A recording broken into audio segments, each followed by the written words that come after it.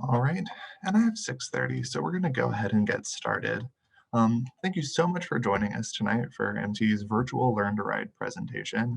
We're going to be talking a little bit about um, generally if you have fifth graders who are going into middle school, how they can ride the bus and what those policies and procedures will look like for them. But we really wanted this to be accessible for anybody. So if you've moved to the district after the fifth grade, you've changed houses and your transportation situation has changed, or if you just need a refresher, we're going to be covering a lot of really valuable content. So I think this would work for a lot of different groups. I've said it before, but for anyone just joining us, if you have any questions, anything you really want to make sure that we get covered over the course of the presentation, at the bottom of your screen, you'll see a chat button or a Q&A button. You can enter any of those questions anywhere at any time, and we'll make sure that those are covered and that you get an answer to that question. My name is Evan Alvarez. I'm the Special Services Manager here at MTD. Joining me is Allison Haynes, our Customer Support Specialist, and she'll be the one handling that Q&A and chat box question. So, what are we doing here? We're here to cover the fundamental rules, the really how to ride details for riding transit for Unit 4 and 116 students. We do this presentation every year for every fifth grade class in Unit 4 and 116 schools. And clearly we weren't able to do that this year because of the COVID-19 pandemic, but we saw a really great opportunity to bring this program virtual. Whenever we do it in person, we get to reach the students directly, which is fantastic, but a lot of parents and a lot of non-fifth grade students also have questions, also have things that they would like clarified about how to ride the bus. So we're really excited to have this opportunity to talk to all of you. And for the first part of that, we're going to show you a short video, and this is really part of the authentic experience. We show this to every fifth grade class. We've gotten a lot of use of this video over a few years, and there's a lot of content that it covers really, really well. As a heads up, because the screen is sharing directly from my computer, this video can come across a little loud. So if you want to have your finger ready for your volume control, then we can see how that comes across on your screen. This is about 7 minutes long. So after that, we'll continue with the presentation. Oh, 6 minutes.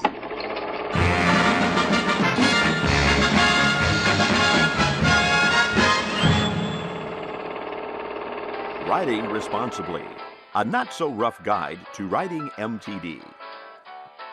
Riding MTD takes a little, a lot of responsibility. But you're ready, right? You just need knowledge and common sense. Today we'll cover topics from preparing to ride all the way to exiting the bus. Are you ready? Sweet. Before you ride, first and foremost, know which bus you'll be riding and where it stops. Because if you don't know this, you just can't ride. Get to your stop a few minutes early. Nobody likes missing the bus. You'll probably wait with other people, so be polite and respectful, okay? Now, here comes your bus. See? You can tell by the sign above the driver. Face the bus. No, the other way. And flag it down with your arms. Step away from the curb as the bus approaches. Confused? Just ask your MTD driver, your parents, or your school. Let's recap. Know which bus to ride. Arrive early. Be polite and respectful. Ask the MTD driver for help. Getting on the bus, also known as boarding. All right, you know what to do before you ride. Now that your bus is here, you have to remember a few things more. Always board at the front door. Wait one at a time. Have your fare ready. Holdups can be annoying. There are 3 types of fare: a token, a dollar, or a pass. If you have a token, drop it in the slot. If you have a dollar, give it to your driver, who'll make change for you. Then drop your coin in the slot. If you have a pass, hold it up to show your driver. Not so fast. Your photo must be visible. Now, look for an open seat and park it. Sometimes the bus is crowded and you won't find an open seat. In that case, you'll stand. Find an open space to stand in and grab onto the rail. Make sure to stand behind the white line at all times. And whatever you do, don't lean on or push the rear door. Told you so. Instant replay. Board at the front door. Have your fare ready. Look for an open seat or space. Stay behind the white line. Stay away from the rear door. All set? Now we're good to go. Time to ride. Here are some major do's and don'ts of riding MTD. Do think about safety at all times. Do be polite to your driver and everyone else. Do keep your hands and belongings to yourself. Do control your language. Do respect the equipment on the bus. Don't be a distraction, especially to your driver. If there are any problems, let your driver know. You made it. Hold your horses now. Before you get off the bus, you need to remember a few things. Just like getting on the bus, exit in an orderly fashion. You'll exit through the rear door because you don't want to block the way of people boarding the bus. Now that you're off the bus, let the bus drive away before crossing the street. And always remember to look both ways. So, wait your turn, exit at the rear door. Let the bus go, then you go. What? What if you have to transfer or ride more than one bus? That's not so hard. First, know which bus you'll be transferring to. Got that? You'll get off the first bus when it stops at a transfer point, like Illinois Terminal. Then, you'll look for your next bus. You may have to wait a few minutes. While you wait, remember, be polite to others. When it's here, flag it down, board it, and ride to your final stop. That wasn't so bad, was it? All you have to remember is, know what your next bus is, know when it arrives, be polite while you wait, ride it to your final stop. Now you're a master bus rider. That means you can take MTD more places besides school. Just remember to have your fare ready, because your school pass is only for going to and from school. With your cash fare, token, or annual pass, you can ride to the mall, the movies, the pool, all kinds of places. This has been Riding Responsibly. Remember, just use knowledge and common sense. And enjoy the ride.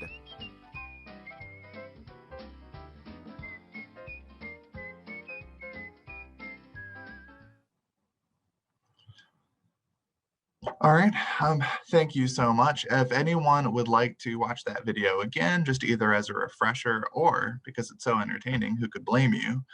We have that video available on our YouTube channel, and we'll also have a version of this presentation, this recording, also on that channel in coming days. So everything you're hearing now, you will have access to again later. So first, we're going to talk about fares. As the video mentioned, there's a few ways that students can pay for their fare when they're riding the bus. The first is their school ID, which we'll get into in a little bit because there are some kind of rules requiring the school ID. There, you can pay a dollar bill or have 4 quarters, 10 dimes, pay with change.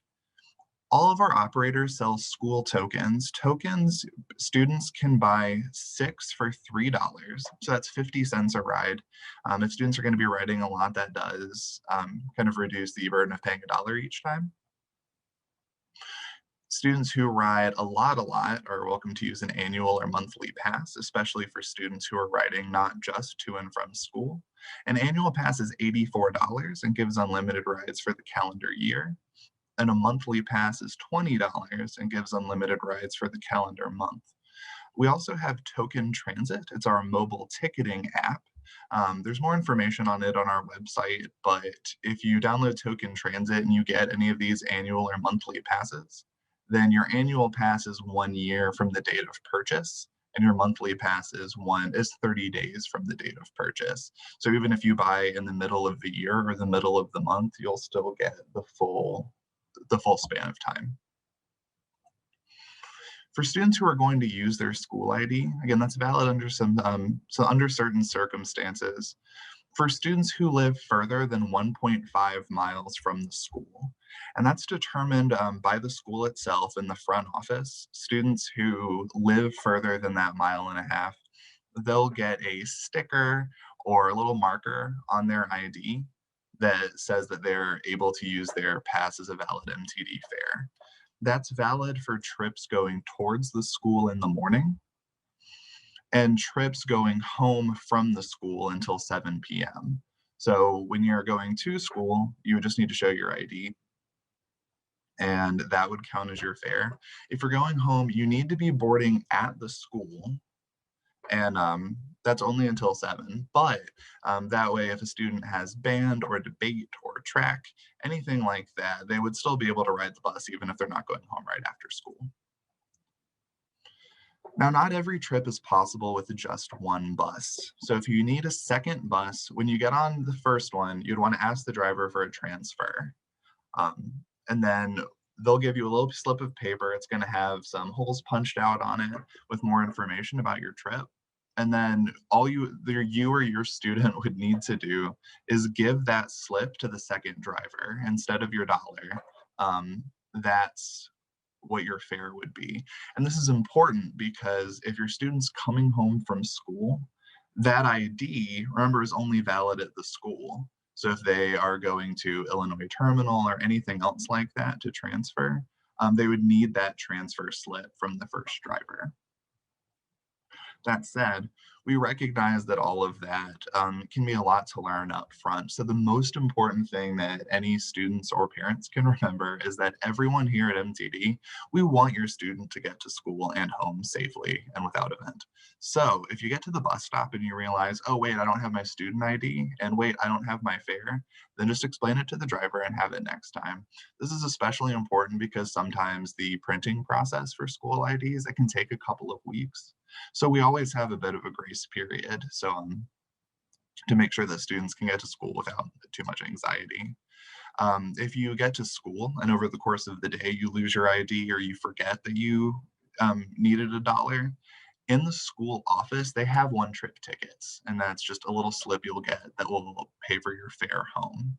So they have those available for students. It takes everyone a little while to learn, and that's okay. That's something that we totally understand here at MTD, and we want to make sure that y'all know that as we're interacting with your students. In terms of our rules for boarding and alighting the bus, just like the video said, we encourage everyone to be at the stop 3 to 5 minutes early. First of all, it's just good for peace of mind to know that you have definitely gotten to the stop before the bus has.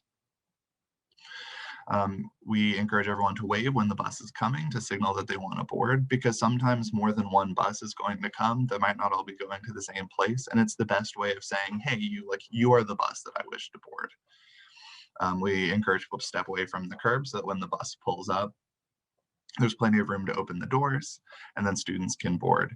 And just like the video said, we also encourage everyone to have the student ID or fare ready when they board so that no one has to fish in their pocket or anything like that.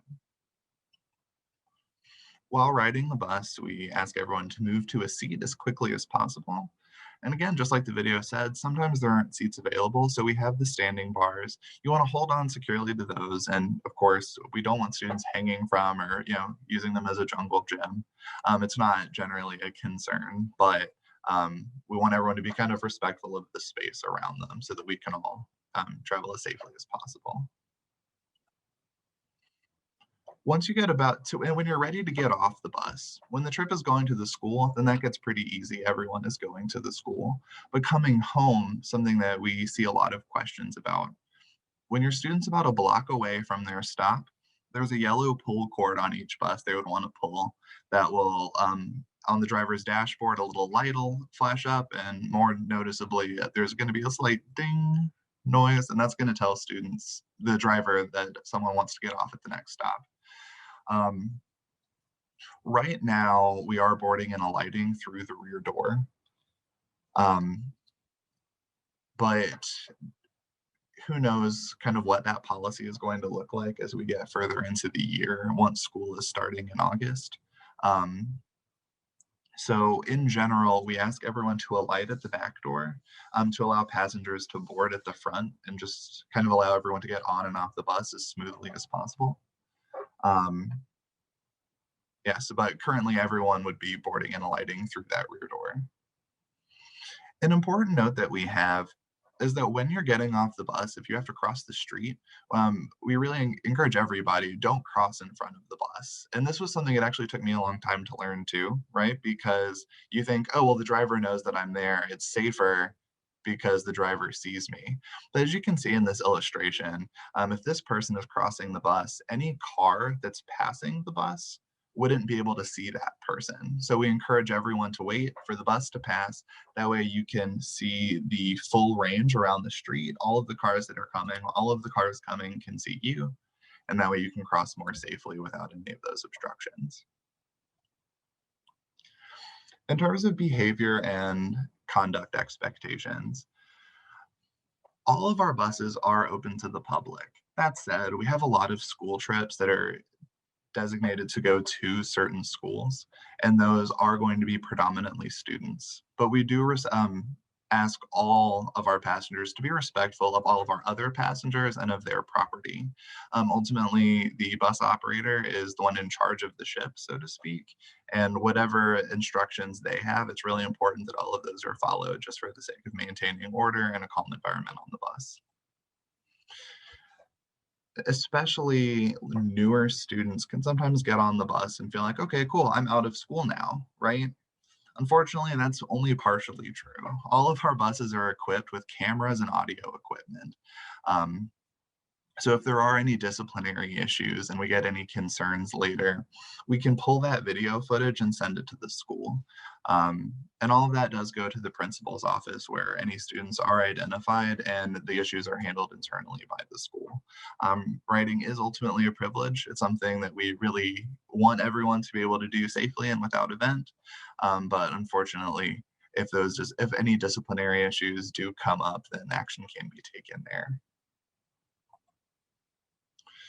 Now, there are some questions that we get a lot, so we do like to bring those up front. First of all, what if I leave my tuba on the bus?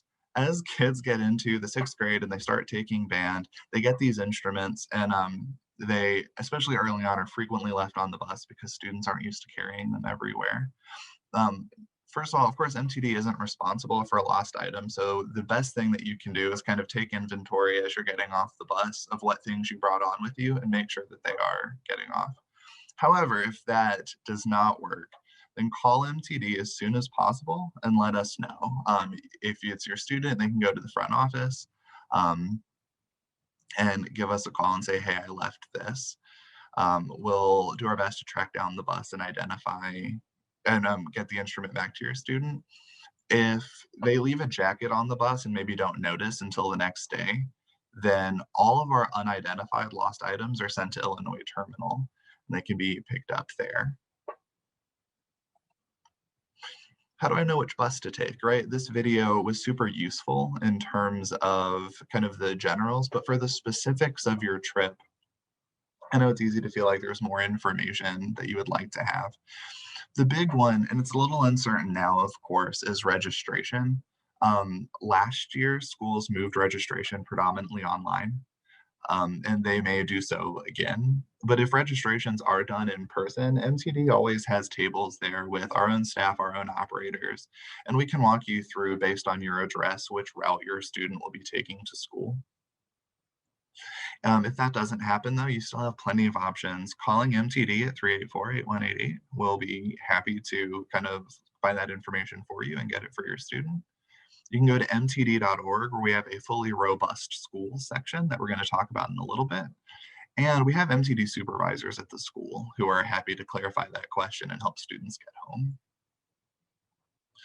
So on our website, if you go to mtd.org, under the maps and schedules tab, there's a schools section. And this is the page that that comes out to. You can see on the left, you have home, you have a bunch of all of the middle and high schools listed here. And then at the bottom there, you have the school learn to ride button and also a red learn to ride button here. And that has a lot of the FAQs that we're covering now. It's a fantastic source of information. We actually made it in response to COVID last year. So we certainly recommend visiting that if you have any further questions or need a refresher after this presentation.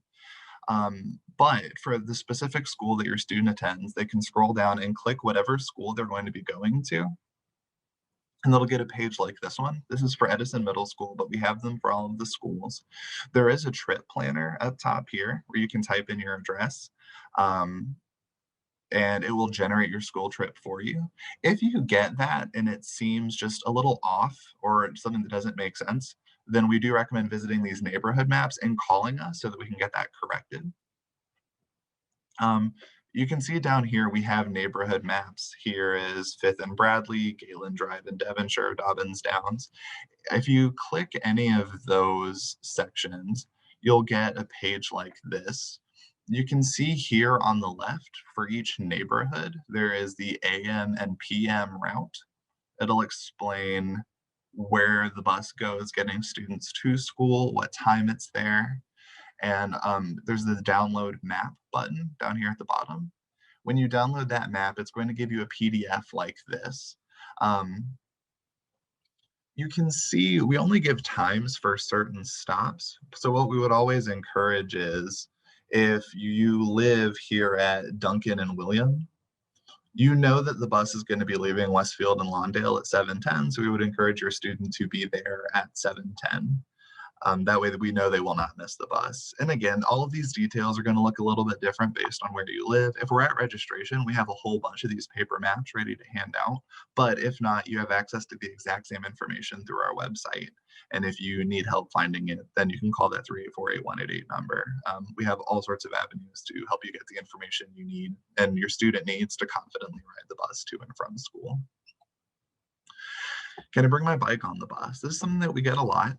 All of our vehicles are equipped with 2 bike racks, so they can accommodate 2 bicycles.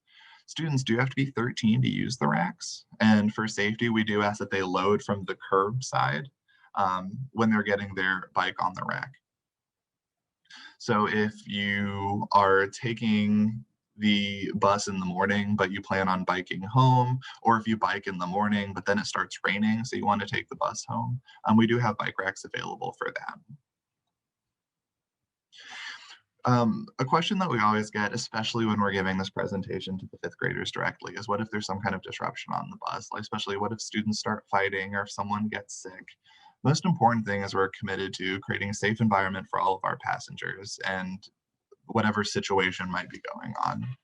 The operator will pull over and open the doors, and then we'll send video to the school as appropriate. So once the van is safely pulled over and the doors are open, students can get off, kind of spread out, and whatever situation is going on can be resolved. The operator will not be distracted.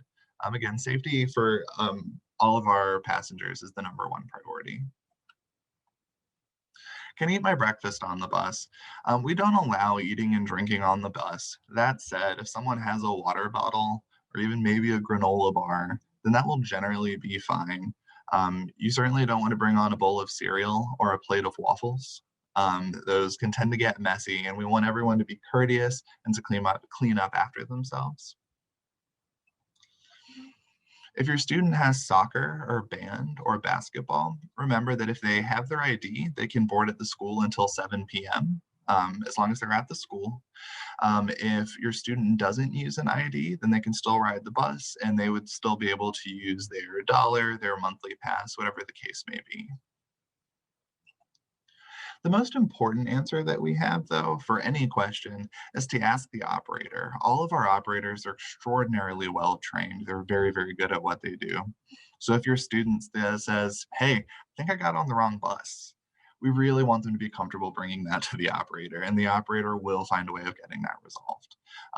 So any questions there, hey, like this kid is picking on me, the operator can handle that. So we really one of our big takeaways is we want all of our students to know that they can trust the operator to kind of handle those types of situations. Now that said, we've been getting a few questions through the chat and Q&A, and we've been answering those as they come in. Are there any other questions that are coming to mind? You're welcome to continue typing those things. You're welcome to raise your hand. Whatever you may need, anything that we haven't clarified over the course of this presentation.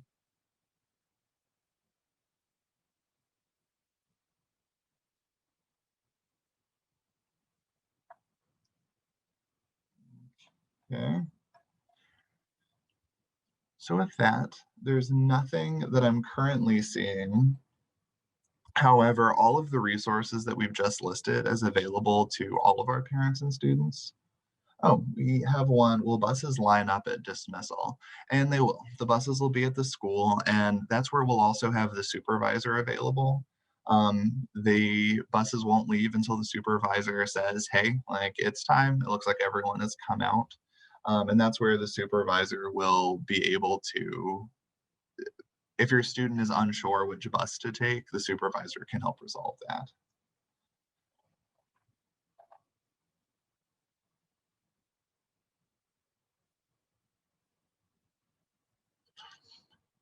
We have one question about our universal transfers, and this is a fantastic question. Um, we've talked about transfers and how not every trip is possible with one bus. This is going to happen more to the Champaign schools than the Urbana schools. But a lot of those Champaign trips, they'll transfer buses at Illinois Terminal. We have a universal transfer at the terminal at 7:40 every morning. At 7:40, every bus that serves the terminal is there, and they don't leave until every other bus has arrived and everyone who needs to make a transfer has been able to. Um, so naturally, a lot of our school trips are kind of funneled through that 7:40 transfer. This is something that brings up some hesitation for parents, but the thing I always like to point out is we also have supervisors at Illinois Terminal. We will absolutely make sure that students are going to get on the correct bus and they're getting where they need to be. The bus won't leave until that transfer has been able to happen. We do something similar at Round Barn Road over by the Secretary of State office. We have transfers there too, but we also have a supervisor specifically to make sure that all of the students who get off of one bus get onto the correct bus for the next leg of their trip. Um, in general, yes, all of those transfers are pretty heavily supervised just to make sure that there's no incidents and no one gets confused. We have another question about whether other community members are allowed on the bus when the buses are picking the kids up from school, after school. Yes, and all of our routes are open to the public. Again, the school specific route, so especially anything that is starting on a school or starting at a school, is really going to be just students. Um, it's other passengers would be allowed to board, but it's not something that we really ever see.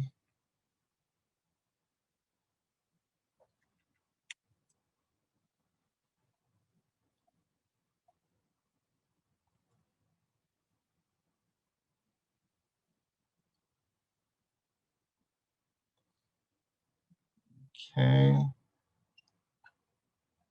I'm looking at the chat. I'm looking at the open questions. I'm going to talk slowly and roundabout to make sure that people have time to get any last minute things entered. If someone has a question later, then again, all of the resources that you've seen today, a version of this presentation and the video that we showed at the beginning, those will be available on our YouTube channel if you look for MTD on YouTube. If you go to our website under the School Learn to Ride section, they'll be able to, there's all sorts of FAQs there, and you can go and review any of the information there, calling 384-8188. You can ask any question there. Whoever answers will probably be able to answer it or connect you to a supervisor who will. So most importantly, there is no pressure to remember every single thing that you heard now because it's all going to be available to review later. We have another question coming in to remember as a reminder for how kids know which bus to take. At registration, if it happens traditionally, we'll be there. If not, we'll work with the schools to find some way of getting you kind of the information to find which bus your student is going to need. Um, but you can always call 384-8188 as we get a little bit closer to the beginning of the school year, or go to that schools tab on mtd.org. Again, there's a lot of ways to get information. One of the simplest is clicking your school and then just scrolling down to which neighborhood you live in, and it'll have information about the route and a map with the timing and things that your student would need to take the bus.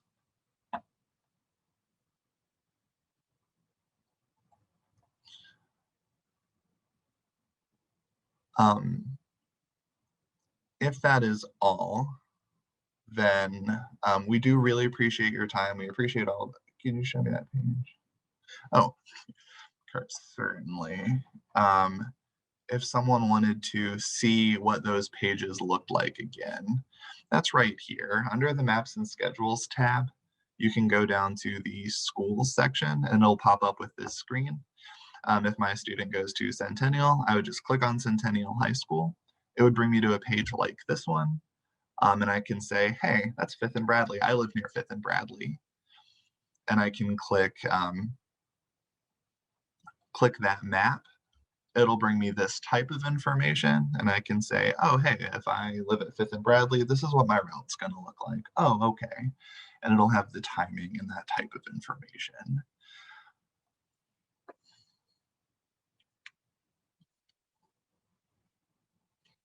And again, feel free to mix and match all of these sources of information. If you remember that this exists, but don't quite remember where it is, you can call and use the website. Again, we spend a lot of time making sure we have the highest quality, easiest to understand information for you to use. So we certainly want you to take advantage of that.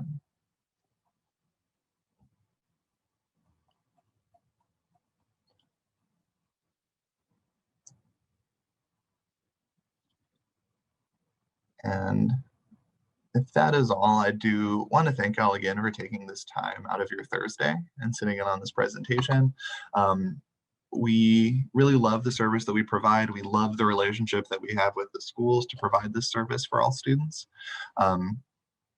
But understandably, with any change, just some students are going to have a little bit of anxiety. And that's why we really want to have all of the information out there. We want everyone to feel comfortable and confident that they'll be able to get to school on time and safely. So we do appreciate y'all taking the time to really engage in those resources. If you have any questions or any follow-up later, feel free to call in at 384-8188 or visit our website. If you do call in again, my name's Evan. Allison is answering questions with us now. Either of us would be happy to answer any of these questions over and over again until you feel comfortable and confident with the information that you need.